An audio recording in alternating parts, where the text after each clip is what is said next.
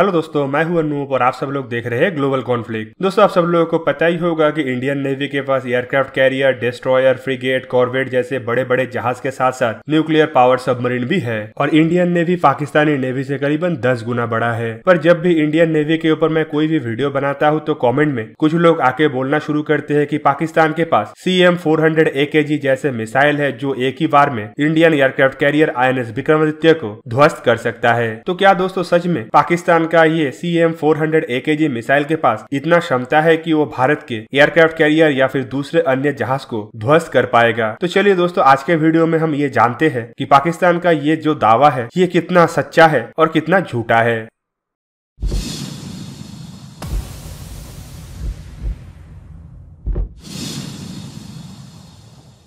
दोस्तों, आप सब लोगों को पता ही होगा कि पाकिस्तान अपने बेड़े में पुराने हो चुके F-16 और F-7 जैसे एयरक्राफ्टों को रिप्लेस करने के लिए चाइना से 100 से अधिक JF-17 thunder single engine fighter एयरक्राफ्टों को खरीद चुका है। इन फाइटर एयरक्राफ्टों की मदद से पाकिस्तान चाहता है कि भारत का ग्रोइंग और बड़े आकार का नेवी को काउंटर किया जाए और इसीलिए चाइना से पाकिस्तान ने इन एयरक्राफ्टों के बाद $100 मिलियन के लागत से 2017-18 में करीबन 100 CM-400 AKG जैसे मिसाइलों को भी खरीदा। CM-400 AKG असल में चाइना के द्वारा बनाया हुआ YJ-12 एंटी-शिप क्रूज मिसाइल का एक एक्सपोर्ट वर्जन है जिसे Chinese company aviation industry corporation China द्वारा बनाया गया है। ये टोटली एक अनयूजुअल वेपन है। दूसरे एंटी-शिप मिसाइलों से अलग ये मिसाइल एक हाई बैलिस्टिक फ्लाइट पाथ को फॉलो करता है, मतलब एक बैलिस्टिक मिसाइल जैसे ही ये मिसाइल बिहेव करता है। 2012 में चाइना द्वारा YJ-12 मिसाइल के साथ साथ इसका एक्सपोर्ट वर्जन को भी दुनिया के सामने लाया गया था। चाइना द्वारा दावा किया जाता है कि ये मिसाइल एक हाइपरसोनिक एंटी-शिप क्रूज मिसाइल है, लेकिन दोस्तों इसके बारे में भी वीडियो में आपको बताऊंगा कि असल में ये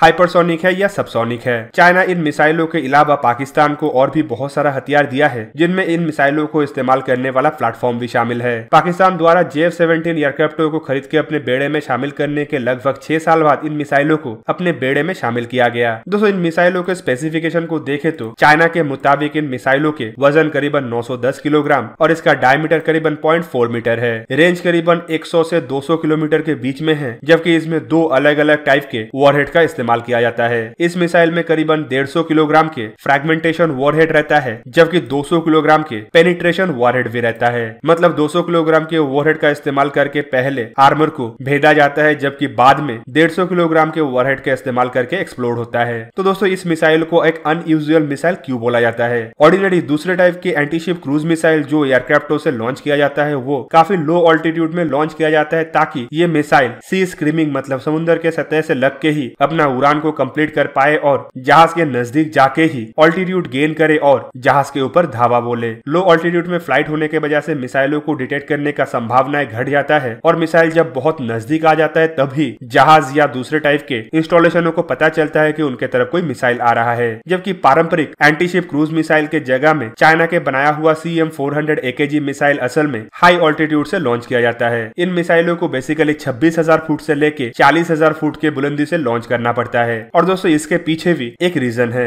चाइना इन मिसाइलों को हाइपरसोनिक मिसाइल इसीलिए बोलता है ताकि जब इन मिसाइलों को ऊंचाई के बुलंदी से लॉन्च किया जाए तो ये ग्रेविटी का इस्तेमाल करके अपने स्पीड को गेन कर पाए। तो कुल मिला के ये एक फ्री फॉल ग्रेविटी बॉम्ब जैसे ही काम करता है, जिसमें डायरेक्शन के लिए दूसरे बॉम्बों के जैसा फेंस नहीं बल्कि एक जेट एग्जॉस्ट लगा हुआ है। तो दोस्तों, इन मिसाइलों को अगर देखें तो ये मिसाइल नहीं बल्कि एक फ्री फॉल बॉम्ब जैसा ही काम करता है। जबकि इतने ऊंचा से अगर कोई ग्रेविटी बॉम्ब को दागा जाता है तो वो भी कम से कम 100 से 120 किलोमीटर तक तो आसानी से जा पाता है। दोस्तों, इन मिसाइलों को ऊंचाई से दागने के वजह से इन मिसाइलों का रफ्तार तो बढ़ता है, लेकिन मिसाइलों के कार्य प्रणाली में काफी ज्यादा मुश्किलें आ सकता है। जैसे कि मिसाइलों को डिटेक्ट हो जाने का संभावनाएं बढ़ जाता है, जबकि मिसाइल अगर पहले से ही डिटेक्ट हो जाता है तो जहाजों में इस्तेमाल होने वाला एयर डिफेंस सिस्टमों को इन मिसाइलों को मार गिराने के लिए काफी ज्यादा वक्त भी मिल जाता है। जबकि इन मिसाइलों का रेंज इतना कम है कि इंडिया द्वारा इस्तेमाल किए जाने वाला एयर डिफेंस सिस्टम जैसे कि बराक 8 या फिर LRSAM इन मिसाइलों को आसानी से काउंटर कर सकता है। दोस्तों, हाल ही में चाइना के ही न्यूज में चाइनीज मिलिट्री एक्सपर्टों द्वारा बताया गया था कि चाइना के बनाया हुआ CM-400 और CM-302 जैसे मिसाइलों को इंडिया के बराक 8 या फिर LRSAM मिसाइल द्वारा आसानी से काउंटर किया जा सकता है और ये एयर डिफेंस प्रणाली चाइना को काफी ज्यादा मुश्किल में डाल सकता है। तो दोस्तों, इससे आप लोगों को पता लग रहा होगा कि कैसे पाकिस्तान के इन मिसाइलों को इंडिया काउंटर कर पाएगा। पर अगर इन मिसाइलों के एक्यूरेसी को भी देखे तो इसमें भी काफी ज्यादा संभावनाएं नहीं दिखता है कि ये मिसाइल किसी बड़े आकार का जहाज को भी हिट कर पाए। चाइना द्वारा हाल ही में बताया गया है कि इन मिसाइलों को सैटेलाइट नेविगेशन द्वारा